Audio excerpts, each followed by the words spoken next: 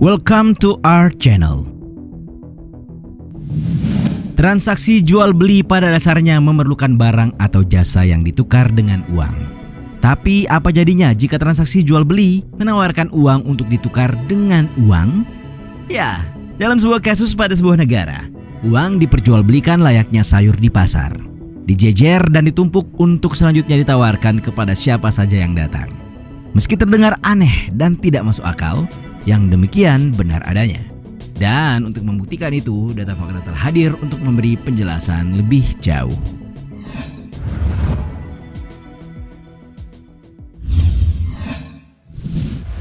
Punya banyak uang tapi miskin. Pernahkah kalian mendengar ada negara bernama Somaliland? Lalu bagaimana dengan Somalia? Nama Somaliland memang tidak banyak dikenal, beda dengan Somalia. Republik yang memerdekakan diri dari Somalia ini tidak diakui komunitas internasional. Nah, dalam posisi ini kita akan membahas Somalia spesifik ke Somaliland, negara yang punya pasar uang dalam arti sebenarnya. Berdasarkan catatan Bank Dunia, Somalia menempati urutan kedua sebagai negara termiskin di dunia tahun 2022. Negara di Afrika tersebut mencatat tingkat GNP di angka $310 Amerika Serikat per kapita. Sebagai perbandingan, Myanmar yang menjadi negara ASEAN dengan jumlah pendapatan per kapita paling rendah mencatatkan angka $1.407 Amerika Serikat atau setara dengan 20,18 juta rupiah. Uniknya, meski dicap miskin dan terbelakang, masyarakat di negara tersebut dikenal kaya karena kepemilikan uang tunai yang melimpah. Tidak jarang orang-orang ini berkeliaran dengan tas besar yang berisikan uang kertas bertumpuk. Bahkan penampakan anak-anak dengan sekoper penuh uang yang berkeliaran di mana-mana bukanlah pemandangan asing. Pertanyaannya, punya uang banyak kok masih dikategorikan miskin? Tidak lain dan tidak bukan, itu karena dampak inflasi. Inflasi adalah kenaikan pada sebuah barang atau jasa secara umum dan terjadi terus-menerus dalam kurun waktu tertentu. Kepemilikan uang yang terlampau banyak inilah kemudian membuat situasi tidak seimbang. Apalagi tingkat inflasi negara yang terlalu tinggi hingga mencapai angka yang tidak masuk akal.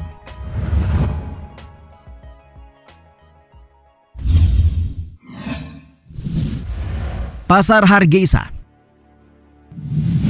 Somaliland memisahkan diri dari Somalia di tahun 1991 pada awal perang sipil yang mematikan, di mana konflik dalam berbagai bentuk terus berlanjut sampai hari ini. Shilling yang merupakan mata uang mereka juga mengalami awal yang bergejolak.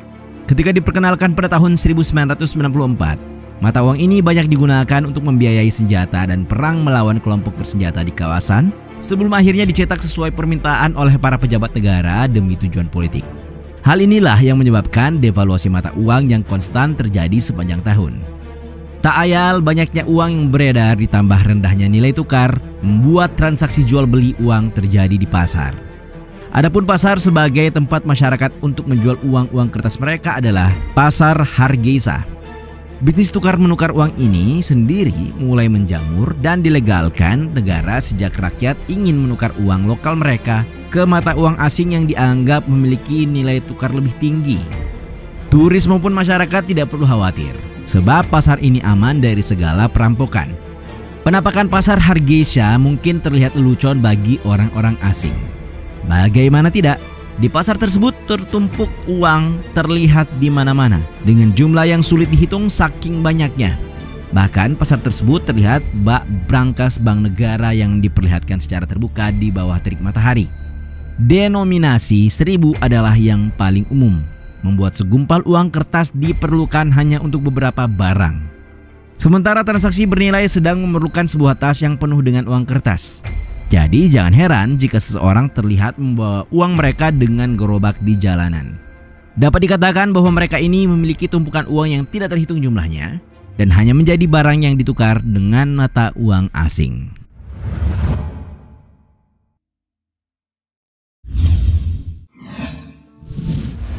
Pasar uang sebagai destinasi wisata.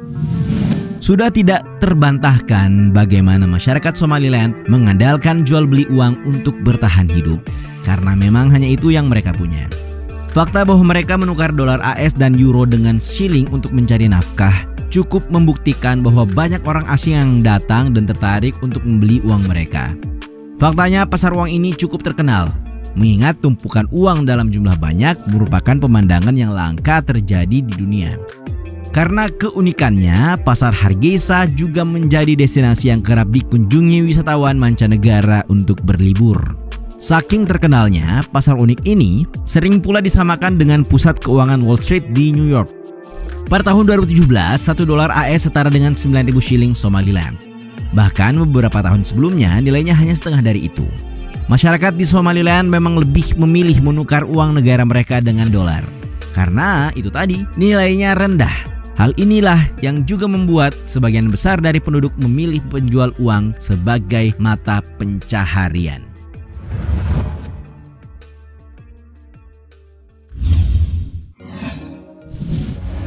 Transaksi non-tunai. Somaliland memang tidak memimpin dunia dalam banyak hal, kecuali mungkin dalam transaksi non-tunai.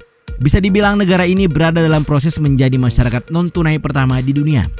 Seperti dilaporkan CNN, dari kios gubuk di pinggir jalan sampai supermarket di ibu kota Hargeisa, pembayaran mobile segera menjadi standar di negara tersebut. Benar bahwa negara-negara maju dan berkembang juga tengah mewujudkan pembayaran non-tunai dengan ponsel atau kartu. Bedanya, Somaliland punya motivasi yang unik, di mana hal tersebut sehubungan dengan devaluasi shilling Somaliland tadi. Di negara dengan tingkat buta huruf tinggi, kesederhanaan dan fungsionalitas membantu teknologi berkembang. Untuk kita ketahui, proses pembayaran non-tunai ala Somaliland hanya melibatkan pengetikan beberapa nomor diikuti kode unik untuk pedagang. Lebih dari itu, sistem yang dimaksud tidak memerlukan akses internet sehingga ponsel dengan fungsi paling dasar sekalipun dapat digunakan. Pengguna bahkan memindahkan uang dari akun bank ponsel mereka ke akun lain dengan cara yang sama untuk mengisi pulsa.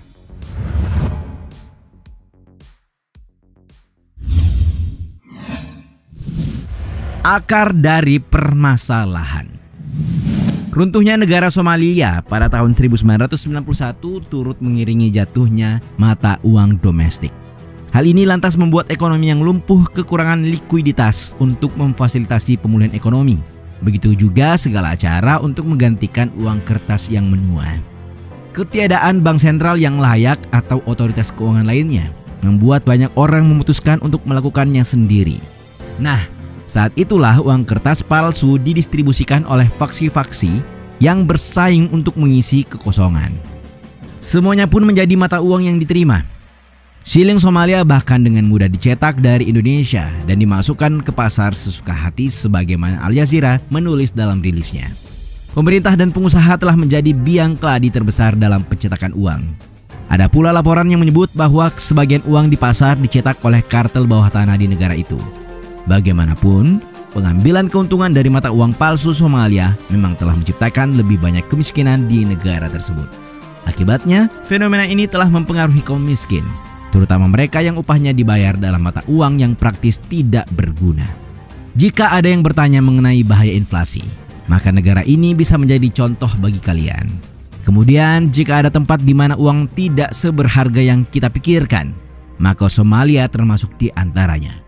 Terakhir, bagaimana pendapat kalian mengenai pasar uang di Somalia ini?